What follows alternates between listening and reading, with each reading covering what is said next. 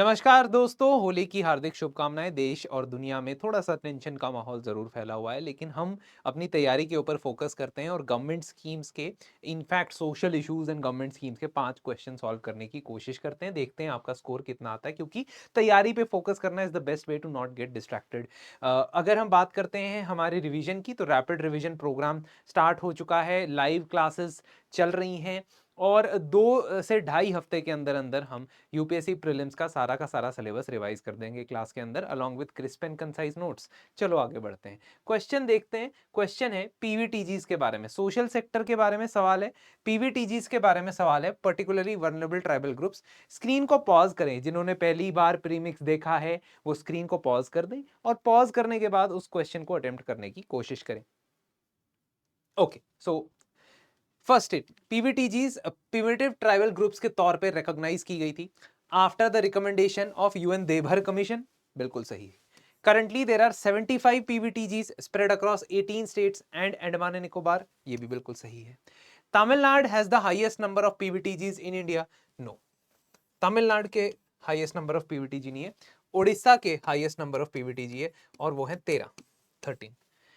So that means third statement is incorrect, लेकिन eliminate करके हम ये आंसर निकाल सकते हैं। लेकिन जनरली कई बार ऐसा होता है कि आंसर मतलब एलिमिनेट करके नहीं निकलता है, इसलिए हम एक और स्टेप पढ़ते हैं। In 2006 government renamed PTGs, primitive tribal groups, as PVTGs. ये बिल्कुल सही जवाब है, A is the correct answer.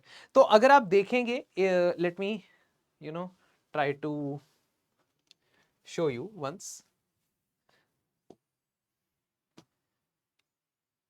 So this is the, you can say, list of PVTGs। ये list of PVTGs है, अगर आप इसे देख पा रहे हैं। आई थिंक अब देख पा रहे होंगे क्योंकि मैंने जूम कर दिए, है ना। तो ये आपको सारी याद नहीं करनी, सारी याद होंगी भी नहीं, लेकिन आपको आइडिया होना चाहिए कि आंध्र प्रदेश में 12 और उड़ीसा में 13, है ना।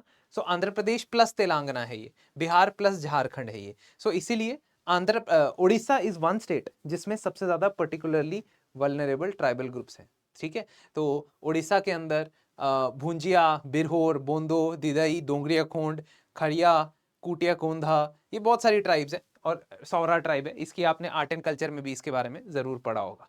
ओके, अंडमान निकोबार के अंदर ग्रेट अंडमानीज है, जरावा है, सेंटनीज है, शोम्पेन है, शोम्पेन।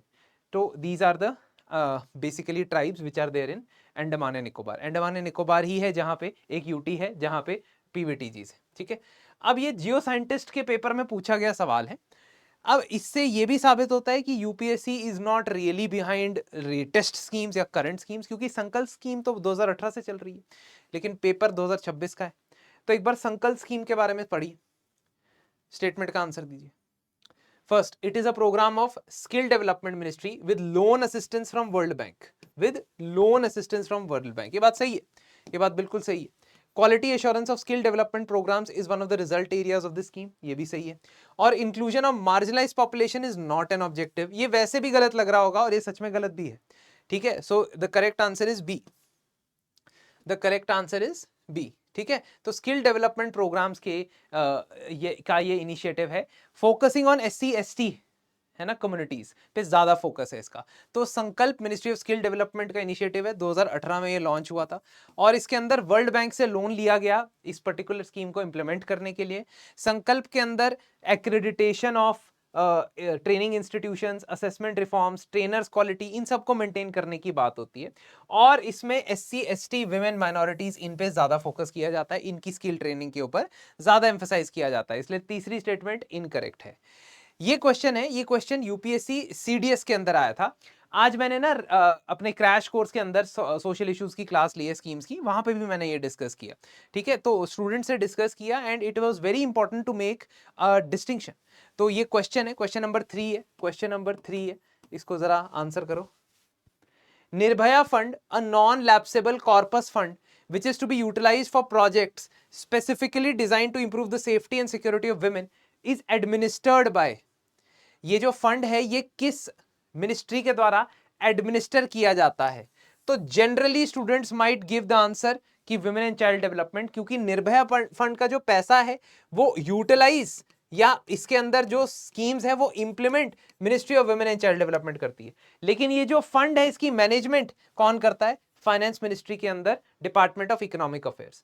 सो Nirbhaya fund is set up in 2013 by the government of India. It is non lapsable corporate fund. It is administered by department of economic affairs, DEA, of the ministry of finance.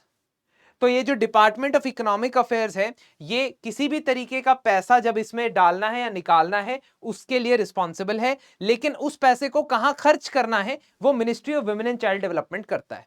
और ministry of women and child development runs women protection schemes under the umbrella mission Sambal. तो mission शक्ति के अंदर संबल जो women protection scheme है, वो सारी scheme Nirbhaya fund से पैसा बोरो करके इंप्लीमेंट की जाती है। और भी चीजें की जाती हैं, but that is the primary implementation mechanism. तो इस तरीके से आप देख सकते हैं कि ये जो निर्भया फंड है, this Nirbhaya fund is managed by department of economic affairs. थोड़ा सा ट्रिकी हो सकता है, क्लास में मैंने समझाया भी हुआ है स्टूडेंट्स को, ठीक है। चलो नेक्स्ट चलते हैं क्वेश्चन नंबर 4 पे। Look at this scheme, try to answer this question. तो हेल्थ, एजुकेशन, विमेन एम्पावरमेंट, बार बार मैं एम्फसाइज करता हूं कि यूपीएससी किसी भी एग्जाम के अंदर इन स्कीम्स के ऊपर ज्यादा एम्फसाइज करता है, ज्यादा क्वेश्चन पूछता है, ज्यादा प्रोबेबिलिटी है, बेटर रिटर्न ऑन इन्वेस्टमेंट है। ओके, चुप हो जाता हूं, please answer. Million minds augmenting national aspirations and knowledge, मनक। ये ना ministry of science and technology के अंदर आती है, ये भी चलो आपको बता देता हूं। इंस्पायर मनक, इंस्पायर मनक इस स्कीम का नाम है। तो इंस्पायर मनक कंपोनेंट किस कैटेगरी को केटर करता है? 19 से 25 साल के अंडर ग्रेजुएट प्रोग्राम के कॉलेज स्टूडेंट को, रिसर्च स्कॉलर्स को, कॉलेज के टीचर्स को, या 6th to 10th में पढ़ते हुए 10 से 15 साल के बच्चों को। सो द सही जवाब here is D, 6th to 10th में पढ़ते हुए 10 से 15 साल के बच्चों को। तो मनक का मतलब है million mind augmenting national aspiration and knowledge. ये एक ऐसा इनिशिएटिव है जो 6th to 10th में पढ़ते हुए बच्चों के लिए है, 10 से 15 साल की उम्र के बच्चों के लिए, मतलब आपकी उम्र निकल गई है, सॉरी। इंस्पायर मनक टारगेट करता है 10 lakh ideas from 5 lakh middle and high schools across the country every year, है ना। आइडियाज यानी कि छोटी उम्र में अगर किसी को इनोवेटिव आइडियाज आते हैं तो उसको साइंस एंड टेक्नोलॉजी की तरफ कैसे चैनलाइज किया जा सकता है, उस स्कीम के है। 1 लाख आइडियाज को अवार्ड भी मिलेगा 10-10 हजार रुपए का, है ना। मान लो मैंने देखा था किसी बच्चे ने वो वाली चीज इजाद की जिसमें पानी की टंकी भर जाती है, तो उसने बोला है कि वो ऑटोमेटिकली बंद हो जाता है, ऑटोमेटिकली बंद हो जाता है। रादर देन पानी की टंकी भर गई है, मोटर बंद कर दें, ये चिल्लाने की जगह वो ऑटोमेटिकली बंद हो जाता है। तो ये बच्चे ने, एक स्कूल के बच्चे ने ये आविष्कार किया था। तो ऐसे आइडियाज के लिए 10,000 रुपए, 10,000 रुपए दिए जाते हैं। कम है, मुझे लगता है कम से कम 50,000 तो बच्चे को दे देने चाहिए। सो सभी मिडिल और हाई स्कूल्स पार्टिसिपेट करेंगे। वो स्टूडेंट्स को ऑनलाइन मोड में अप्लाई करवाएंगे, और सबमिशन ऑफ नॉमिनेशंस के दौरान स्टूडेंट्स को डिटेल्स देना पड़ेगा अपने प्रोजेक्ट का, और जिन प्रोजेक्ट्स को सेलेक्ट किया जाएगा उनको एग्जीबिशन प्रदर्शनी में भी लगाया जाएगा, और उनको पैसा भी मिलेगा 10,000 रुपए का इनाम। चलो आखिरी स्कीम या आखिरी स्टेटमेंट या आखिरी क्वेश्चन के बारे में पढ़ते हैं। प्रधानमंत्री फसल बीमा योजना, इसके 10 साल पूरे हो रहे हैं।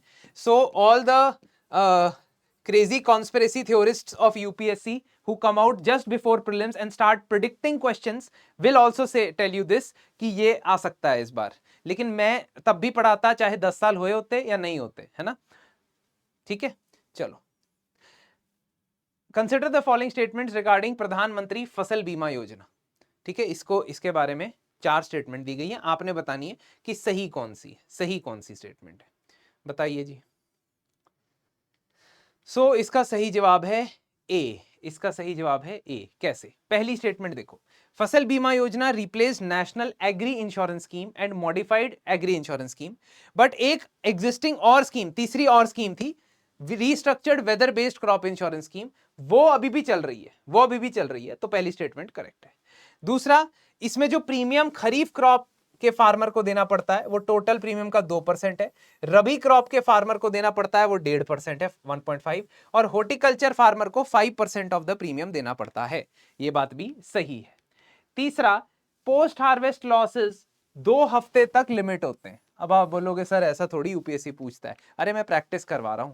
हाँ, मैं मानता हूं कि यूपीएससी डायरेक्टली ये नहीं पूछेगा 4 या 2 वीक्स का डिफरेंस, लेकिन आपकी प्रैक्टिस तो हो गई। अब आपको भूलेगा तो नहीं कि 2 हफ्ते तक का पोस्ट हार्वेस्ट लॉस कवरेज इसके अंदर होता है। तो जो भी crops hailstorm, cyclones, unseasonable rain से अफेक्ट होते हैं, उनको भी कवरेज प्रोवाइड करता है। और येस्टेक इसके अंदर एक इनिशिएटिव है, with in this is a new initiative, ताकि रिमोट सेंसिंग टेक्नोलॉजी का इस्तेमाल करके पहले तो क्रॉप की यील्ड कैलकुलेट की जाए, ताकि इंश्योरेंस का प्रीमियम भी सेट हो सके और कॉम्पनसेशन का अमाउंट भी सही तरीके से अप्लाई हो सके। तो ये चौथी स्टेटमेंट सही है, इसका मतलब ए इज द करेक्ट आंसर। तो इसके साथ हमारे 5 क्वेश्चन समाप्त होते हैं। इन 5 क्वेश्चंस में से आपके कितने क्वेश्चन सही हुए प्लीज एक बार मुझे बताइएगा कमेंट सेक्शन में, और अगर क्वेश्चंस आपको चाहिए स्कीम्स के ऊपर तो स्कीम्स लिख दीजिएगा। And finally rapid revision course के अंदर हम ढेर सारी चीजें रिवाइज करेंगे, हर एक जीएस का सब्जेक्ट रिवाइज करेंगे। एक बार जरूर वेबसाइट विजिट कीजिएगा। धन्यवाद एंड होली की हार्दिक शुभकामनाएं दोबारा से।